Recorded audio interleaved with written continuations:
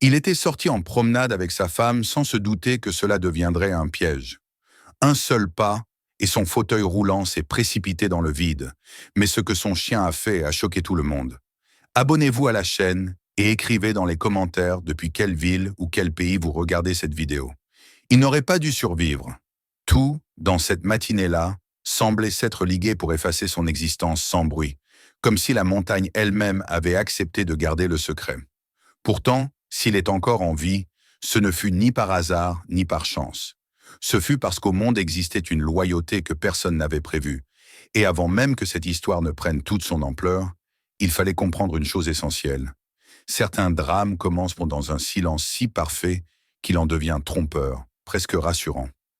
Les montagnes autour d'Helena, dans le Montana, se réveillaient lentement ce matin-là.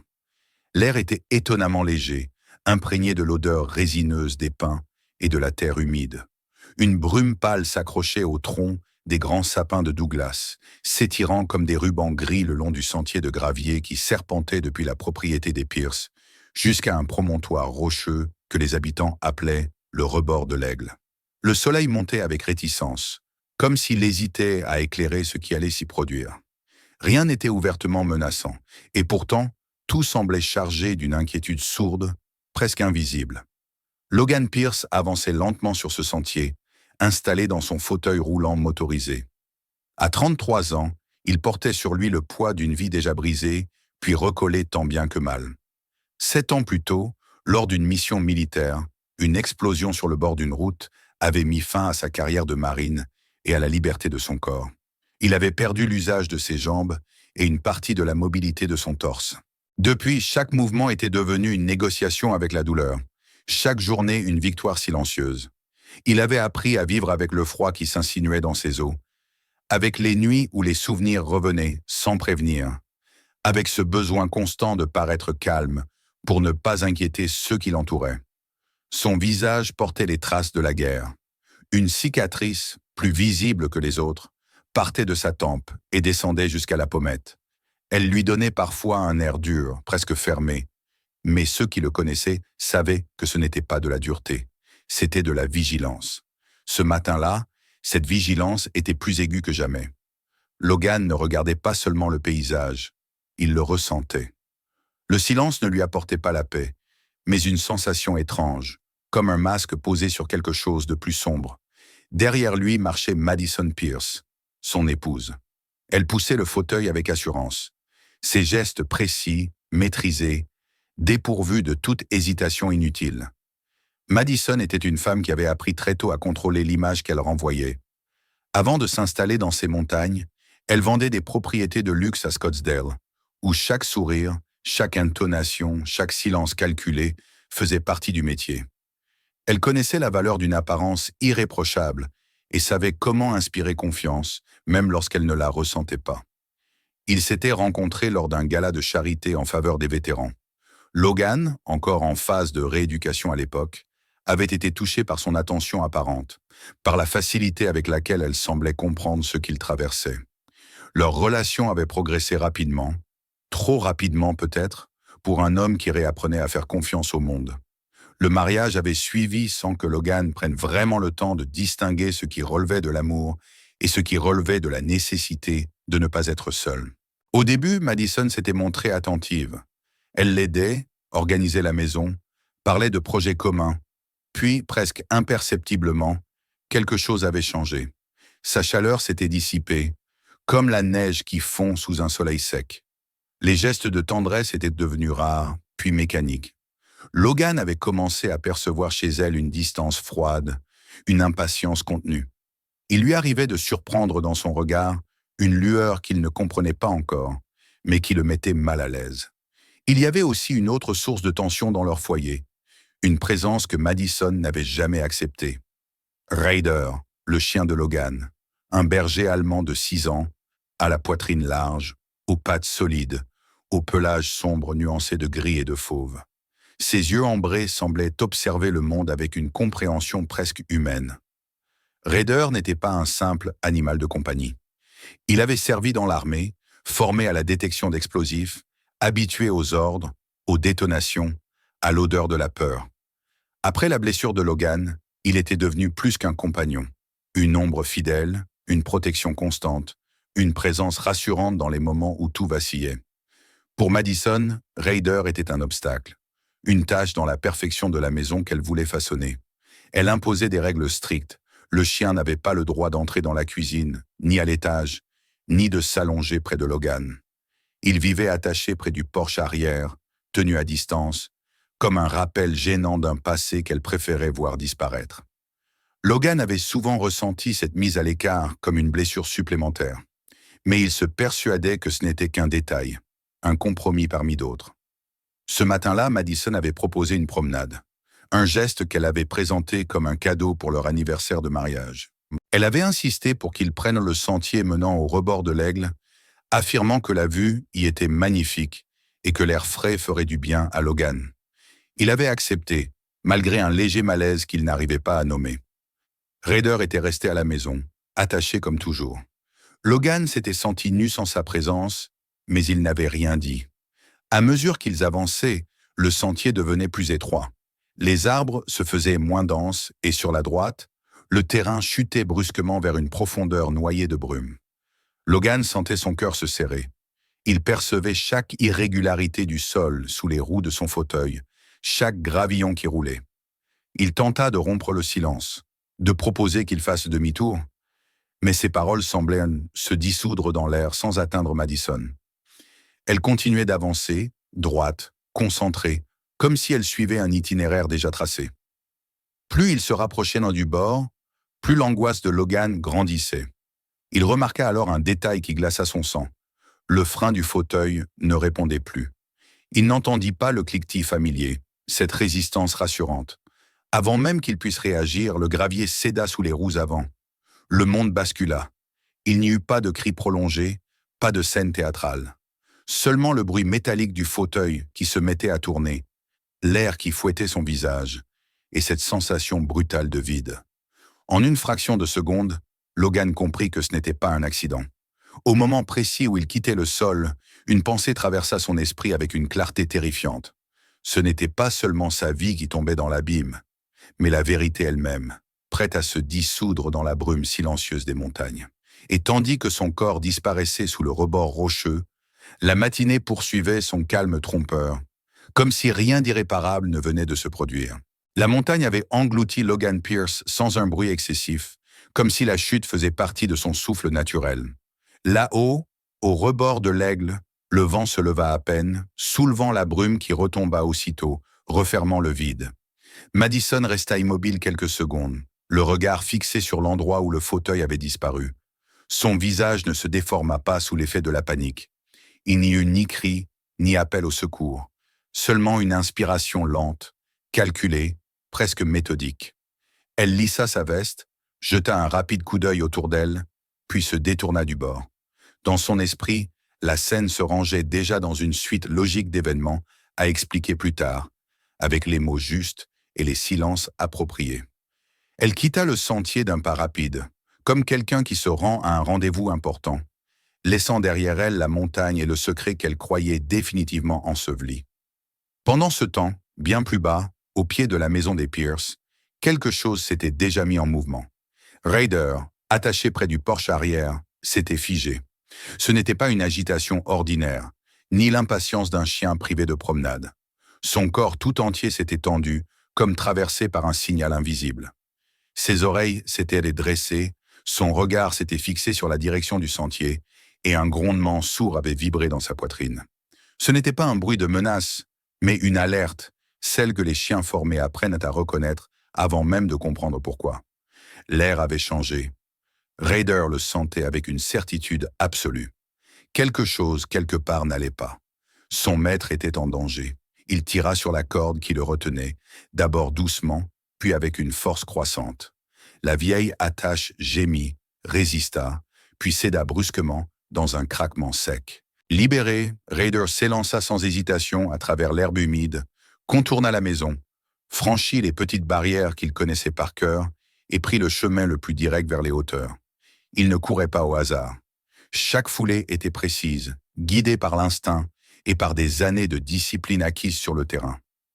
Lorsqu'il atteignit le sentier menant au rebord de l'Aigle, Raider ralentit un instant, comme pour s'orienter, puis accéléra de nouveau.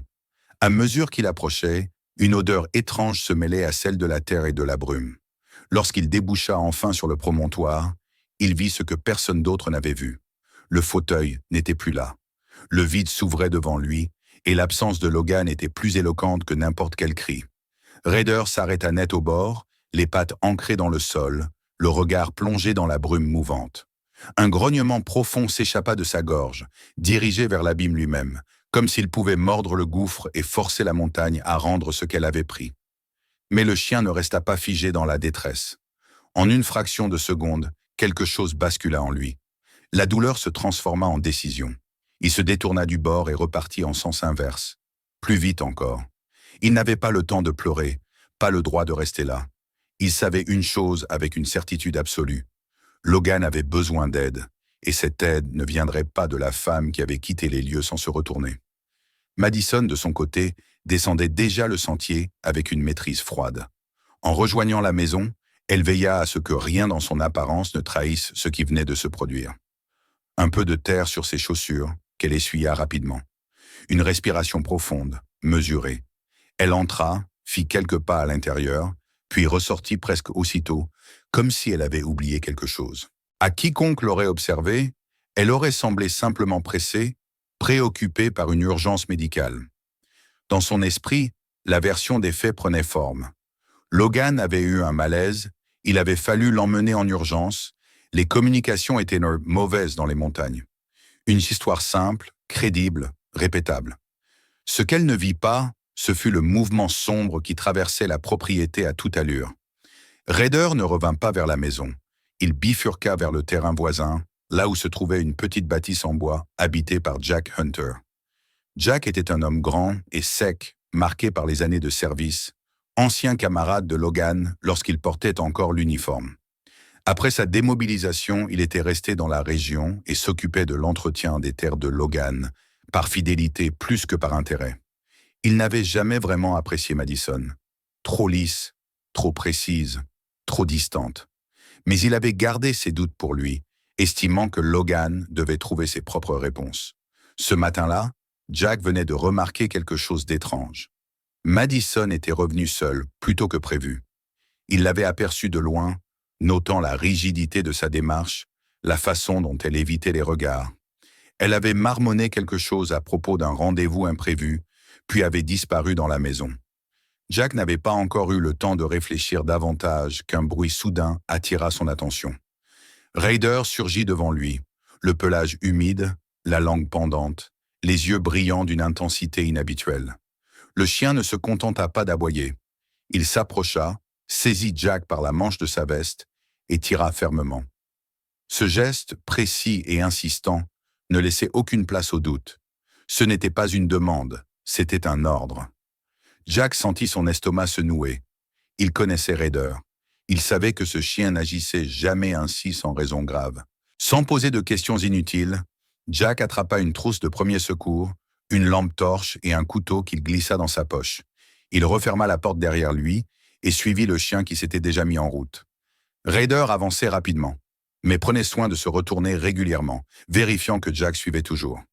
Chaque fois que le terrain devenait plus difficile, il ralentissait à peine, comme pour guider son unique allié à travers l'urgence. Le ciel s'assombrissait à vue d'œil. Les nuages s'épaississaient, annonçant une pluie imminente. Jack, essoufflé, sentait monter en lui une certitude glaçante. Il ne s'agissait pas d'un simple accident. Le comportement de Madison, l'urgence du chien, tout pointait vers quelque chose de bien plus grave. À mesure qu'ils approchaient du rebord de l'Aigle, Jack comprenait que ce qu'ils allaient découvrir changerait irrémédiablement le cours de leur vie. Raider accéléra encore, comme si le temps lui-même devenait un ennemi. Le sentier montait, étroit et glissant, et le vent commençait à souffler entre les arbres. Jack distinguait déjà, à travers la brume, la silhouette du promontoire. Son cœur battait à tout rompre. Il ignorait encore l'étendue exacte de la tragédie, mais une chose était désormais claire. Logan Pierce n'était pas tombé par hasard, et la montagne n'avait pas fini de livrer ses secrets. Le rebord de l'Aigle apparut enfin devant eux, noyé dans une brume plus dense encore que quelques minutes plus tôt. Jack Hunter ralentit malgré lui, non par fatigue, mais par ce pressentiment lourd qui s'impose lorsque l'on sait que l'on est sur le point de voir quelque chose d'irréversible. Raider, lui, ne s'arrêta pas. Il fila droit vers le bord, s'immobilisa brusquement et fixa le sol avec une intensité presque douloureuse. Le chien ne regardait pas l'horizon, mais les traces laissées sur la terre humide, comme s'il lisait une histoire que d'autres n'avaient pas su voir. Jack s'agenouilla lentement et observa à son tour. 2 sillons nets, parallèles, marquèrent le gravier. Les roues d'un fauteuil roulant. Elle n'avait pas dévié, n'avait pas cherché à éviter quoi que ce soit. Elles allaient droit vers le vide, sans hésitation. Il n'y avait ni trace de lutte, ni signe d'un freinage de dernière seconde. Jack sentit un frisson lui parcourir l'échine. Ce qu'il voyait ne ressemblait pas à une perte de contrôle. Cela ressemblait à une trajectoire imposée. Il s'approcha encore, s'allongea prudemment sur le sol et passa la tête au-delà du rebord.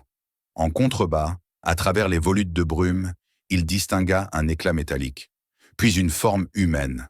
Le fauteuil avait miraculeusement été stoppé par une étroite corniche rocheuse, coincée entre 2 aspérités. Logan était là, immobile, son corps tordu dans une position anormale. Même à cette distance, Jack comprit que l'état de son ami était critique. Le froid mordait, la pluie commençait à tomber en fines gouttes, et chaque seconde volait un peu plus de chaleur à ce corps déjà meurtri. Il cria le nom de Logan, sa voix portée par le vent, et reçut en réponse un faible gémissement. Cela suffit à balayer toute hésitation. Logan était vivant. Mais il n'y avait pas de réseau ici, pas de possibilité d'appeler les secours. Cette portion de montagne était connue des habitants comme une zone morte, coupée du monde. Jack jeta un regard rapide au ciel. Les nuages s'assombrissaient, la pluie allait s'intensifier, rendant les rochers glissants et le sauvetage encore plus périlleux. Il fallait agir, et vite. Raider s'était placé près du bord, immobile, attentif, comme s'il montait la garde. Jack posa une main sur sa tête un bref instant, un geste instinctif, presque reconnaissant. Puis il se releva et se mit à courir vers la propriété. Chaque pas était une lutte contre la peur et l'urgence. Dans le vieux hangar sous une bâche poussiéreuse, il trouva ce qu'il cherchait. Du matériel d'alpinisme datant d'entraînements passés, oublié là depuis des années. Il tira une corde, usée mais encore solide, des harnais, des mousquetons. Il vérifia chaque pièce avec soin, sachant que la moindre erreur pourrait leur coûter la vie à tous les deux. De retour au promontoire, la pluie tombait désormais plus fort. Jack fixa la corde autour d'un pin massif, resserra les nœuds, tira pour tester la résistance. Raider n'avait pas bougé. Le chien était resté là, comme un point fixe, un repère dans le chaos. Jack inspira profondément, enfila le harnais et entama la descente.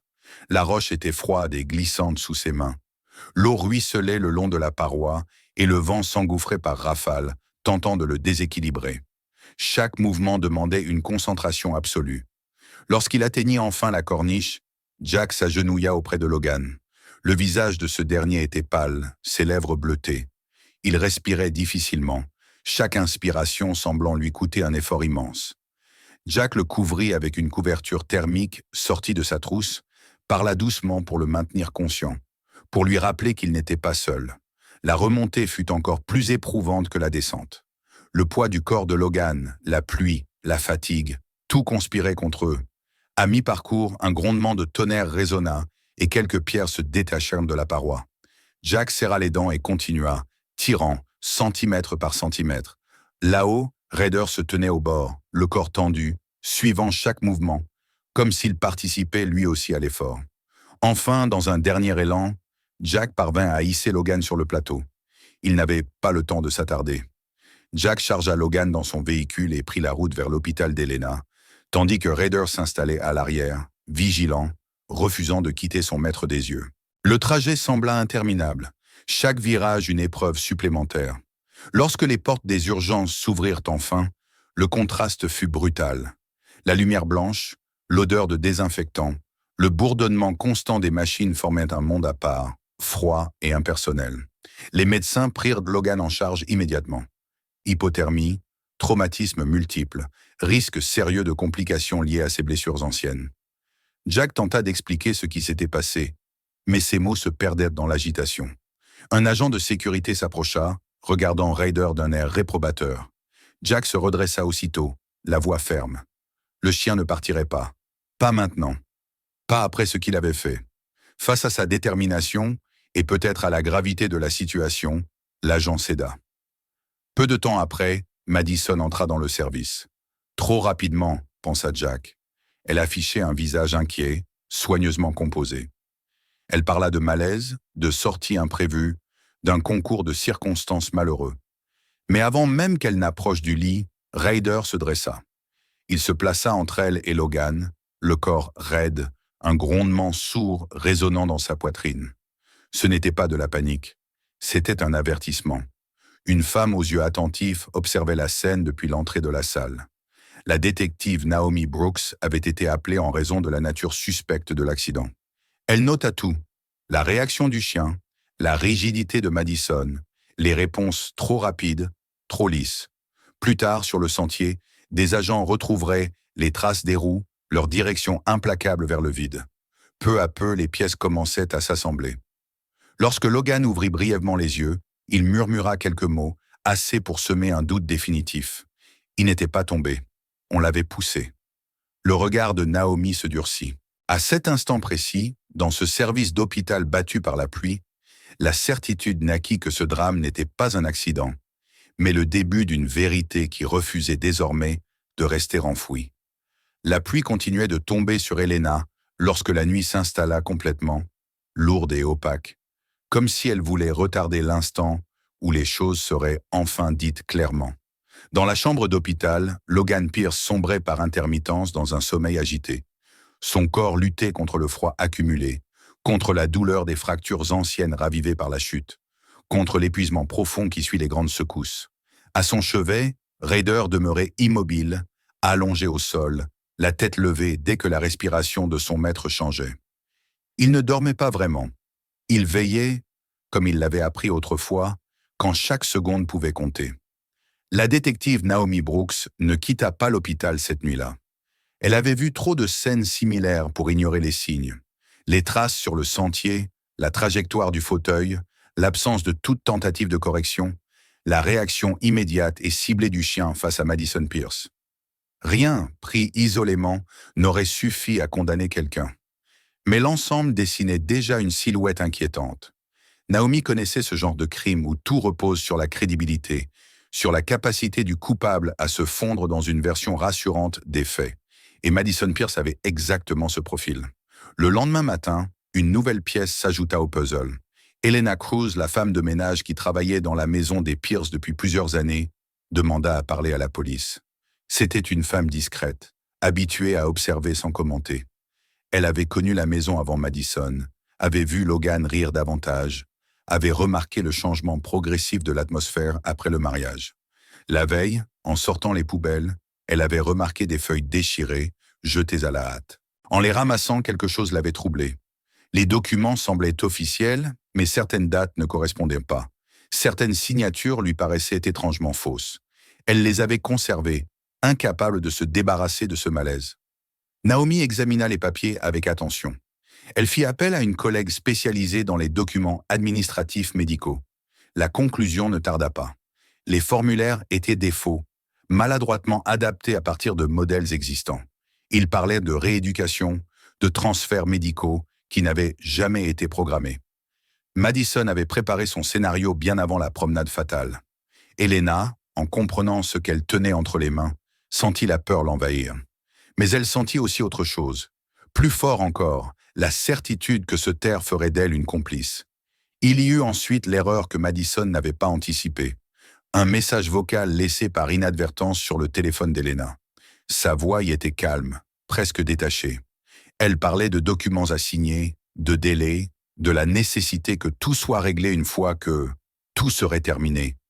Il n'y avait pas de menace explicite, pas d'aveu direct, mais le ton, le contexte, l'assurance froide ne laissaient guère de place au doute.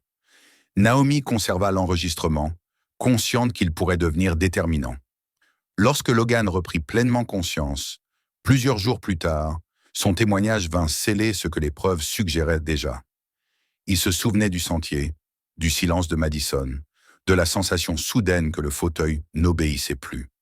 Il se souvenait surtout de la poussée nette, brève, irréfutable. Lorsqu'il prononça le nom de sa femme, sa voix était faible, mais son regard ne tremblait pas. Ryder, allongé à ses pieds, se redressa aussitôt, comme s'il reconnaissait le danger même à distance. Pour Naomi Brooks, il ne manquait plus rien. Les faits, les documents, les traces, les mots du survivant formaient désormais une vérité cohérente. L'arrestation eut lieu le soir même, dans la maison des Pierce. Madison accueillit les policiers avec un calme presque impressionnant.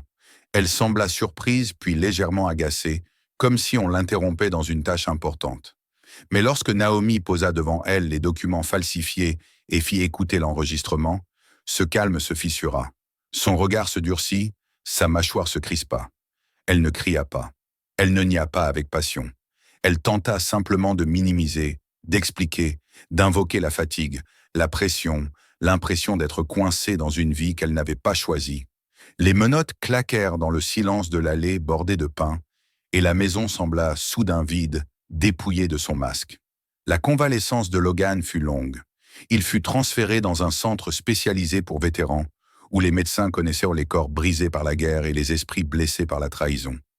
La docteure Tessa Ward insista pour que Ryder soit officiellement reconnu comme chien d'assistance et autorisé à rester auprès de lui. Elle constata rapidement que la présence du chien avait un effet tangible sur l'état psychologique de Logan. Les nuits étaient moins agitées lorsque Ryder était là, les souvenirs moins envahissants. L'histoire ne resta pas confinée au mur du centre médical. Un article parut dans un journal local, puis d'autres suivirent. On parla du vétéran handicapé, de la tentative de meurtre déguisée en accident, et surtout du chien qui avait refusé d'abandonner son maître. Des messages affluèrent. Des vétérans, des familles, des inconnus proposaient leur aide, envoyaient des lettres de soutien. Il n'y avait pas de curiosité malsaine dans ces gestes, seulement le besoin collectif de croire que la loyauté et la justice pouvaient encore triompher. Le procès attira une foule inattendue. Dans la salle, on voyait des voisins, des journalistes, des anciens soldats, parfois accompagnés de leurs propres chiens d'assistance. Logan était présent, assis dans son fauteuil, Ryder à ses côtés, portant un harnais officiel. La juge Evelyn Hartman conduisit les débats avec rigueur. Les témoignages s'enchaînèrent, précis, implacables. Jack raconta la course contre la pluie, la descente le long de la paroi, les traces qui ne laissaient aucun doute. Les experts confirmèrent la falsification des documents, l'incohérence des blessures avec un simple accident. Logan parla enfin, sans pathos, décrivant ce moment où il avait compris que la personne en qui il avait placé sa confiance cherchait à l'effacer. Madison tenta de se défendre, évoquant la pression financière, l'isolement, la peur d'un avenir qu'elle jugeait sans issue. Mais ses mots se brisaient contre la solidité des faits. Le verdict tomba sans surprise. Tentative de meurtre, fraude, falsification de documents. La peine fut sévère, à la mesure de ce qui avait été tenté. Dans une décision séparée, le tribunal reconnut officiellement Ryder comme chien d'assistance, garantissant qu'il ne serait plus jamais séparé de Logan par caprice ou convenance. Après le procès, Logan refusa de s'adresser aux caméras. Il se contenta de poser la main sur le cou de Ryder et de fermer les yeux quelques secondes, comme pour savourer un silence enfin débarrassé de la menace. Sur son terrain, un nouveau projet vit le jour.